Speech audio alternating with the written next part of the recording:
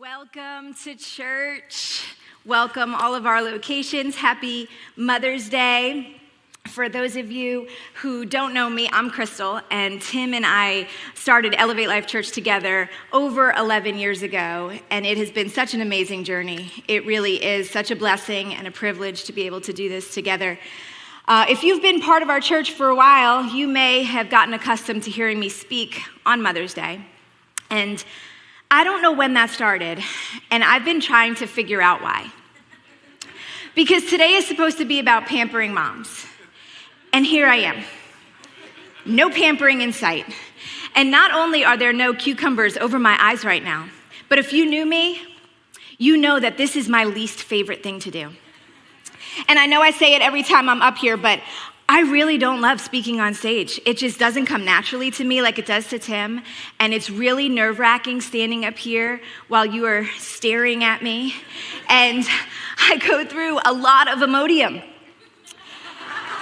And on top of all that, I was just on stage during our relationship series. And when I got off, I told Tim that I was done for the year. No Mother's Day message for me. And I meant it.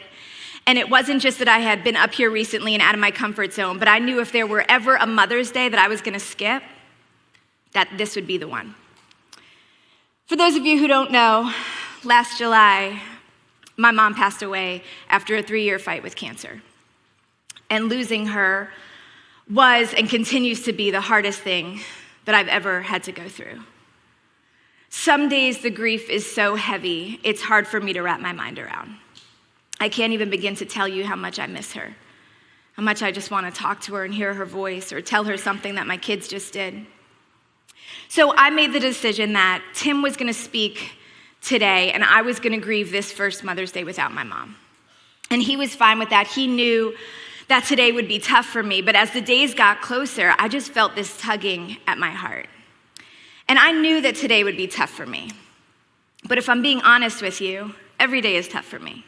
Next Mother's Day is going to be just as tough. The pain and the heartache aren't going away. So I kept going back and forth. There was a part of me that didn't want to do it. That part of me wanted to sulk and feel sorry for myself and take the day off. But there was this other part of me that just felt like I should do it. This other part of me that felt like if my mom were here, that she'd be encouraging me to do it. You see, my mom was the strongest, most faith-filled person that I've ever known. And I have no doubt that she would want me to take my own grief and use it to encourage someone else today, because that's what she would do. And if you've been with us over the last couple of weeks, you know we're in a series called I Pity the Fool, in which we are foolproofing our lives with wisdom found through the book of Proverbs. And I thought, what better way to honor my mom than to share with you some of her wisdom? So if you knew my mom, you knew that she was always one to write things down. She had little pieces of paper all over her house filled with thoughts, scriptures, quotes, notes, lists, reminders. You know, they were next to her bed, taped to her bathroom mirror. She had them on the table in the living room next to the couch, hung up on the refrigerator. And another thing that my mom was known for is saving things. She was notorious for never throwing things away, ever. I'm talking cabinets full of Publix bags, drawers full of those bag twist tie things. She was a borderline hoarder. She saved hundreds of cassette tapes when she moved down from New York. You know, she just refused to part with them, despite the fact that we had no device to even play these tapes. She saved clothes from every decade just in case they came back in style. You know, she had stacks and stacks, I'm telling you, thousands of those address labels. You know those free stickers that you get in the mail with your return address on them? Not one person could mail that many envelopes in their lifetime. And she would always say things like, you know, you'll thank me one day for saving them because you never know when you're going to need them. And we would make fun of her for this. And it was the worst when you actually needed one of these weird items that she held onto, you know, for like a kid's school project or a costume of some sort. And you had to go over and explain to her that you needed them. And she would give you the whole I told you so look.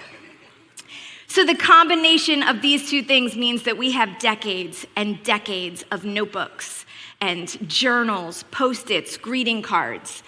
And when I tell you that she kept everything, she even kept a record of every gift she ever got anybody. all the way back to 1986.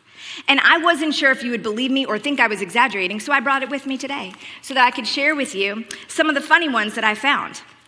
So in 1988, she got me and my sister a typewriter. And now I just want to put this into perspective for you. I was 4.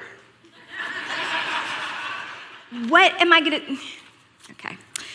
In 2002, she got my dad white and colored socks. Not just socks, white and colored. You want to remember that. Let's see. Oh, in 2018, she got my Uncle Steve breakfast sausage. Who doesn't want to get breakfast sausage for a gift? In 1994, she got me a unicycle. I bet you didn't know that I could ride the unicycle and juggle at the same time. It's quite the useless talent.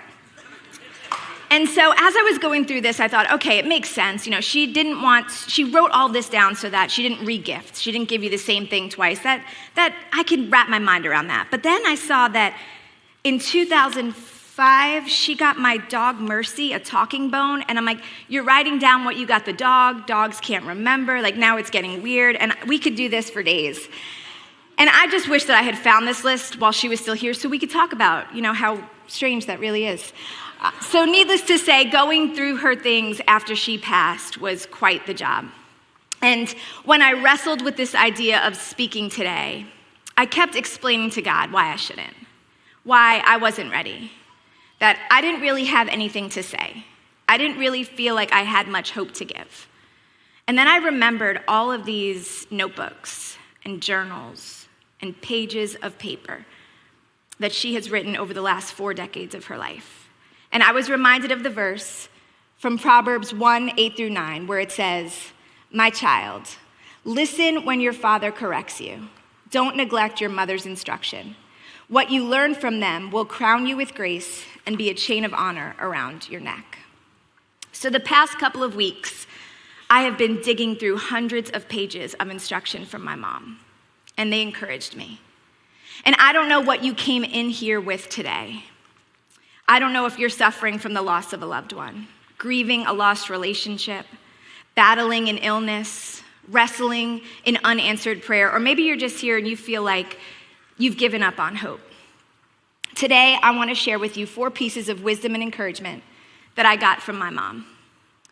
And the first one is simply, trust God. Trust God. Sometimes it's just what we say because it's easy to say it. Someone's going through something difficult, trust God. Your friend just got a terrible diagnosis, trust God. Your coworker got laid off, you gotta trust God. It's a really easy thing to say, but it's a really difficult thing to actually do. And I feel like we all struggle with this idea of trust in general. I can't tell you how many times a day I have to tell my kids to trust me. Trust me, there are no monsters in your room. Or try it, trust me, you're gonna like it. Or trust me, it's only gonna hurt for a second. Trusting is hard, and it's something that we have to be reminded of on a daily basis. Which is why every morning when I'm getting ready for the day, I look down at this little yellow sticky note. And it doesn't really stick to anything anymore, so I just keep it propped up on my counter in my bathroom. And I don't know how long ago my mom wrote this, but it's from Proverbs 3:5-6. And it says, "Trust God from the bottom of your hearts. Don't try to figure out everything on your own. Listen for God's voice in everything you do, everywhere you go. He's the one who will keep you on track." My mom, throughout her life and even in her death, always reminded me to trust God. And over these last 10 months, it has been something that I have really struggled with, which is why I have to keep this note in front of me. I need the daily reminder. Because I think that when we go through something difficult, we want so badly to understand why. Why did this happen to me? Why did my husband leave me? Why did the cancer come back? Why can't we have a baby? Why didn't you heal my mom? We want answers. We want so badly to figure it out and make it make sense. The internal struggle of why is real. But the writer of Proverbs, who loved getting wisdom and understanding and often wrestled through questions of why, challenges us. Don't try to figure it out on your own. Another version says, lean not on your own understanding. It's basically telling us you're not going to understand everything that's going on, and you're not going to get the answers to your whys, and we have to be okay with that. But what I love about this verse is that it doesn't just tell us what not to do. Don't try to figure it out on your own. But it also teaches us how to process the things that we don't understand. It says, listen for God's voice in everything you do, everywhere you go. And then it leaves us with a promise that I have had to cling to in my grief and my doubt, that he will keep you on track, that I trust in God and he's going to direct my path. At the end of the day, my confidence cannot be in my own understanding, in following my own inner voice, or trusting my own ability to keep myself on track. My confidence has to be that he will keep me on track. I have to remind myself daily that I don't trust in myself, that I certainly don't trust in this world, that it would be foolish for me to lean on my own understanding, and I'm not going to go through life trying to figure out all of the answers to all of my whys. My mama has taught me that I always have to trust God. The second word of wisdom and encouragement that I got from my mom is choose joy. More times than not, choosing joy takes a conscious effort. I don't have to tell myself to choose joy when everything is going as planned, when everything is going great. And I don't know if you've ever been in a situation where choosing joy was really stinking hard, but last October we decided that we were going to, instead of getting the kids Christmas gifts this year, we were gonna take them on a family trip to Mexico. And we decided this last minute, and so we had 6 weeks until our trip, but the problem was our youngest daughter, Micah, didn't have a passport. And so we knew we had to get this taken care of ASAP. So the next morning, Tim took Micah to Walgreens to get her picture taken and took her to school. And we figured after we picked her up from school, we'll head straight to the passport office. So he gets her picture, takes her to school, comes back home. We decided we're gonna run some errands before we pick her up. So now we're in pickup line, and I look at Tim and I say, show me the picture that she got from Walgreens this morning. And he looks at me and he's like, I don't have it. What do you mean you don't have it? He's like, I left it in my car at the house. Okay, not ideal. So we have to go, our house is 20 minutes from her school, so we go 20 minutes back home and 20 minutes back to Orange Park, which took us, 40 unnecessary minutes, but it's okay, everybody makes mistakes, nobody's perfect. So we get the photo and we get to the passport office, and I stand in line for about 10 minutes. I already had the paperwork all filled out so we can expedite this process. I hand it to the lady and she's flipping through it and she hands it back to me. She said, you're gonna have to refill these out. You made a correction on them and you're not allowed to make any mistakes. Okay. So she gives me back the paperwork and I go fill them back out, stand back in line. I get back to the same lady and I hand her this time the paperwork all filled out, no mistakes, and with this passport photo. And she looks at me and she says, I'm like, what? Look how cute she looks. She looks great. She's like, she does look great, ma'am, but I don't think they're gonna accept this picture. Why?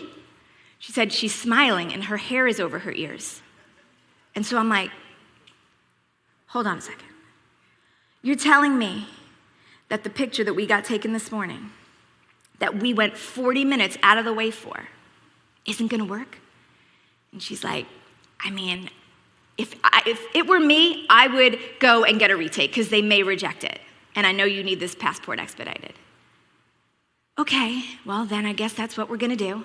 So as we're walking out of the passport office, she's like, oh, by the way, the Walgreens that's right down the road, the one that's closest to this location, their photo center is out of order. You're gonna have to go to another one. Awesome, of course I am. So now, I feel like we have been driving for days, and I am super frustrated. And we get to Walgreens, and I get to the photo center, and I start explaining to this guy that my husband came in here this morning, he got Micah's picture taken, didn't come out right, they rejected it, I need a new picture. And he's like, oh yeah, no problem, we could do that. You could pick it up in about 30 to 45 minutes. Yeah, no, that's not gonna work for me. And so now I'm really starting to lose it. And I feel like my New York is it's really close to coming out. And so I'm kindly trying to explain to him that I need this passport out in the mail today. I have to go pick up my other kids in 1 hour. I do not have time for you to print out a picture for 45 minutes. And so as I'm explaining this to him, the manager comes out, and now I start explaining to her that whoever took her picture in the morning clearly doesn't know the no hair over your ears, no smile rule, and that I need this picture taken right now, and I need it printed out. And she stops me mid-sentence, and she's like, wait a second, I know you from somewhere. Elevate Life Church. Of course you do. So now I compose myself, and she tells me, I'm gonna take her picture personally, make sure it comes out right, and I will get it printed out for you so you can get right back to the passport office immediately. And lady from Walgreens, if you are watching, if you are here, thank you, I appreciate you. And every time I look at this mugshot, passport picture,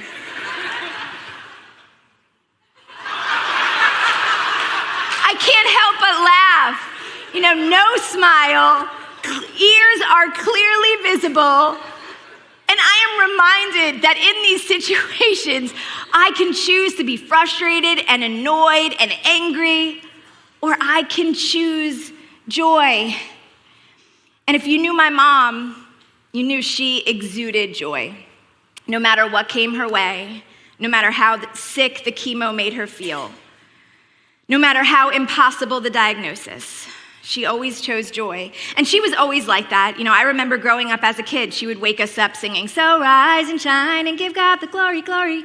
And it was so fun as a little kid. And then as a teenager, you would hear her coming and you would cover your head with the covers to drown her out so that you could keep sleeping.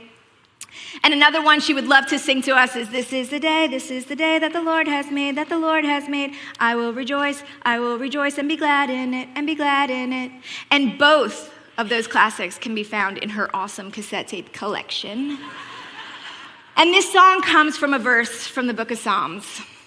And it simply says, today I will rejoice.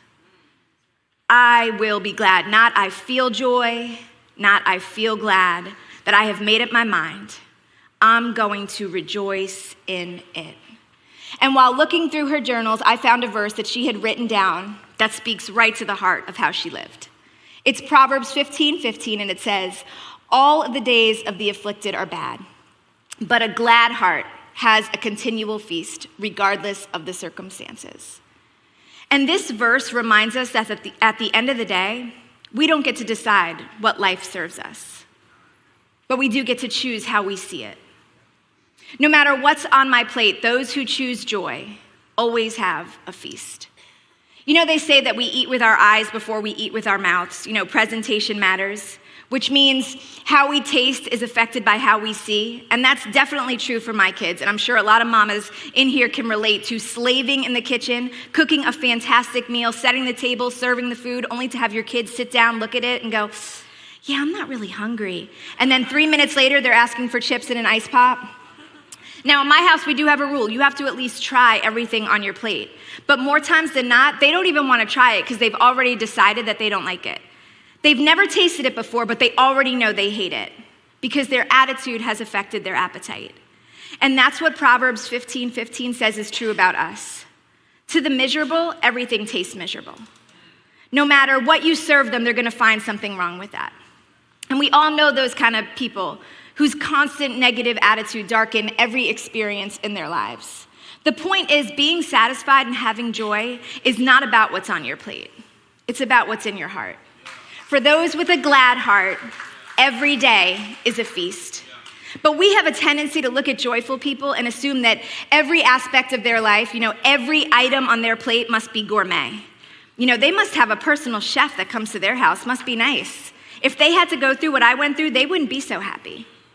But what if real joy has nothing to do with the circumstances in our lives, but everything to do with the condition of our hearts? What if joy really is a choice? And as I thought about my mom's ability to choose joy in every circumstance, I stumbled across a verse she had written down after she had gotten sick from Psalm 73:26. And it says, my health and my heart may fail, but God is the strength of my heart and my portion forever. And she lived that out. Her health and her heart did fail, But her faith in God never did, because he was her portion. No matter the hand that she was dealt, she always chose joy. And just like trusting God is hard, choosing joy can be hard. I remember when my mom was on the last days of her life and I knew she was dying. I wanted to go back to my teenage ways and pull the covers over my head. I didn't want to hear it. I didn't want to rejoice in it. My it was terrible. My it felt unfair. But my mama taught me that I need to choose joy in all circumstances, to focus on the positive, to look at my plate and see all of the blessings. And the third piece of wisdom from my mom is to shine your light. I remember being in the hospital with my mom when the doctors came in to let us know that there was nothing more that they could do. He said that unless she got a miracle, her kidneys that were destroyed by the 26 chemo treatments were shutting down. And I remember in that moment, I felt like the life had been sucked out of me. I just couldn't believe that this was actually happening. And I remember she looked at me sitting on the end of her hospital bed, and she said, I guess I'm gonna be the first one to see Jesus. And I remember just sobbing. I felt so broken. I told her that I didn't want her to go. And she looked back at me, and instead of agreeing with me or reassuring me that everything was gonna be okay, she said without hesitation, keep shining your light. Keep reaching people for Jesus. Don't stop. And I found this verse from John 11:4 in her journal, and it says, this sickness is not unto death, but for the glory of God, so that the Son of God may be glorified. You see, my mom, she was always thinking about how she could leverage her life to make a difference in others, even her pain and weakness. She believed that God would take what she was going through and use it to encourage someone else and even bring them to faith in the Jesus that she knew and loved. She believed that God would take what she went through and redeem it and repurpose it for his glory and for the good of others.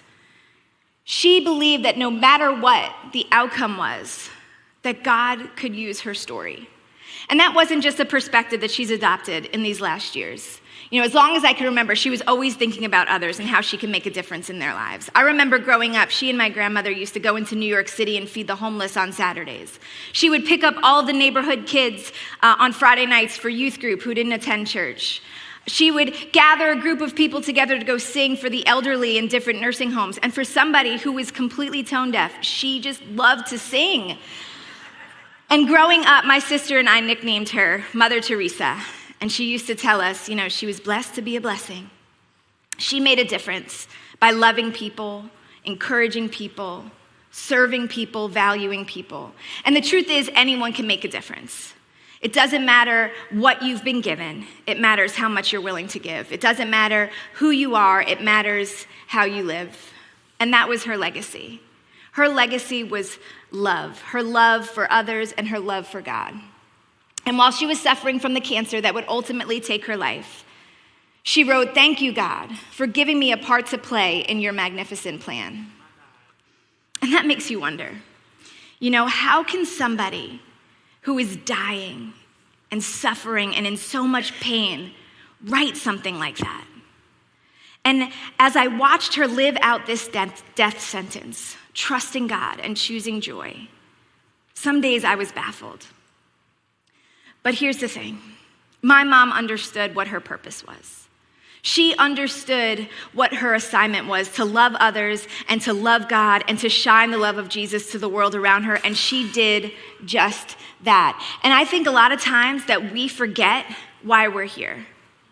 We get caught up in this world and forget that we are in it, but we are not of it. That this is not our home. And the reality is, all of us who are in Christ are called to reflect Christ to the world, to be his hands and feet. We all have a part to play in his plan. We're all called to spread the good news. There are no bench warmers on this team. We're all called to get in the game and share the good news. And I know that my mom, she didn't feel like she had a lot to offer. She didn't feel particularly special or talented. But she decided that she would do whatever she could to shine her light and make a difference in the world around her. And I have no doubt when she got to heaven, she heard, "Well done, my good and faithful servant." My mom lived her life in a way that challenges me every day to live out her legacy, to shine my light and make a difference in this world. And the final piece of wisdom from my mom that I want to share with you today is don't quit. Trust God, choose joy, shine your light, and don't quit. I don't know if you've ever wanted to quit at something, but it's really easy to quit when you feel like you're losing, when you feel defeated, when you feel like there's no chance of you winning, when it's the easy way out. A couple months ago, Tim was going away, and he told Noah, who is my oldest, that he was gonna have the responsibility as man of the house. And Noah was so excited about this. He came to me and told me he was gonna make sure all the doors were locked at night, that the alarm was turned on, all the lights were off. You know, he said when I went to bed, he would get me water and shut the TV off, just like Tim does. He was really eager for this challenge. And so we're on night 3 of Tim being away, and I am exhausted because I don't sleep well while Tim's gone. And so that night I told the kids, I'm going to bed, keep each other alive. You know, one simple instruction. So shortly after I get to bed, Noah comes in and he's half whining and he's half crying. And he's like, "Mommy, the kids aren't listening to me. It's time for bed. I'm trying to get them in the bath. Can you tell them to listen to me, Mommy?" And as he's, whining in my room, I'm, of course, pretending to be asleep. And as he's going on, I hear my dog Moses start to puke, 2 or 3 times all over my room. And I'm like, oh, gosh, Now, it's nothing to be overly concerned about. My dog is a puker. It's what he does. But Noah starts freaking out. He's like, "Mommy, Moses is puking everywhere and it's really disgusting. Mommy, you gotta get up. Mommy, seriously, he's gonna ruin your carpet, Mommy." And so I open one eye and I say, "I have confidence in you as the man of the house. You got this." And then I thought about it and I was like, recruit Abby to help you. And I roll back over the other direction. And as I do that, he just cries out, "I don't want to be the man of the house anymore." He just quit on me. Things got tough and he threw in the towel. Now, he and Abby did end up cleaning up all the puke, and the next morning when I got up, I found little notes all over my room. This is where Moses puked with an arrow. But I feel like that's how we can feel like in life. Over these last several years, I have felt like I'm losing. I have felt defeated. There's been more times than not that I just want to cry out like Noah, "I don't want to do this anymore. I quit. I'm done." In my mom's most recent journal, I found 1 Peter 5:10, and it says, "After you have suffered a little while, he will restore, support, and strengthen you, and he will place you on a firm foundation." My mom went through chemo for 3 years, and it was brutal. She always tried to hide it, but she was always in pain, never at ease, never herself. But my mom understood that as painful as her suffering was, it wasn't final, that this too would pass, that on the other side of her suffering, that God would restore her. And he did. Not the way she had hoped, and certainly not the way I had hoped. But her suffering gave way to strength, and her pain gave way to perfection. Suffering in this life is a matter of when and how, not if. Jesus said it plainly, in this world, you will have trouble. Whether that's your health failing, your marriage crumbling, your children struggling, your dreams falling apart.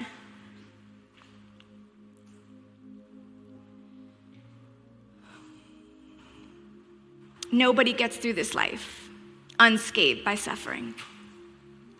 But just because your pain is certain doesn't mean your pain is final. The Bible does say that you will have trouble, but it goes on to say, but take heart, I have overcome the world. For us, suffering is not an enemy of hope. It's an invitation to hope. The verse tells us that after you have suffered a while, God will, not might, not could, God will strengthen you. God will restore you. In another place in her journal, she wrote, only God can turn a mess into a masterpiece, a test into a testimony, a trial into a triumph, a victim into a victory, sighing into singing, and trouble into triumph. She believed that God always had the last word, not suffering, not sickness, not cancer, not even death. She believed that God could turn any situation around, that he will turn it around for good for those who love him, who are called to his purpose. So today, I want to leave you with one of my very, very favorite things that my mom wrote. And it's a prayer specifically for people who are having a hard time hanging on to hope. For people who are looking at their life feeling defeated and feeling hopeless, like there's no way out. It says, for those who are battling, whose hearts are sad, fan the flame of hope. Encourage and strengthen their faith. Bring an awareness of your presence in the storm and the assurance that the morning will come and that joy comes in the morning. And I don't know when she was writing this, if she thought she was writing it for herself. But I think God had her write it for me. Because over these last 10 months, I've been the one who's struggling. I've been the one whose heart is sad. But if there's one thing I learned from my mom, it was don't give up. Keep faith in God. Hold on to hope. She taught me to trust God, even when it's hard, even when things don't go as planned. To choose joy, even in hardships and trials, even when it doesn't make sense. To shine your light, make a difference, shine bright for the world to see the hope of Jesus in you. And don't quit. Don't give up when the world feels like it's too much for you. Always remember that the trouble doesn't always last, that the pain is temporary, and joy really does come in the morning. Let's pray. God, I thank you for the gift of my mom that you gave to me, to my family, to so many others. And I pray, God, as I remembered her faith and her hope and her joy today, that somebody was encouraged to choose joy, to shine their light and never give up. But God, we know that none of those things are possible if we don't do the first thing she taught me, which is to trust you. So maybe you're here today and you need joy, you need purpose, you need hope. You're not going to find any of those things, especially when life gets hard, especially when the pain is real, unless you fully know and trust God. So maybe you're here today and you want to put your trust in God for the first time, or maybe you want to put your trust back in God. If you want to do that, I want you to pray this prayer in your heart as I pray it out loud. God, I trust you. I'm done leaning on my own understanding. I'm choosing to trust you today, to lean on you. Even when things are hard, even when things don't go as planned, even when I feel like I want to give up, I'm going to lean on you. I trust you with my past, my present, and my future. I trust you to forgive all of my sins, to heal all of my wounds, and direct my paths from this day forward. And for those of us, God, who have put their trust in you, for many of us, today's a hard day. We're weary, burdened, heartbroken.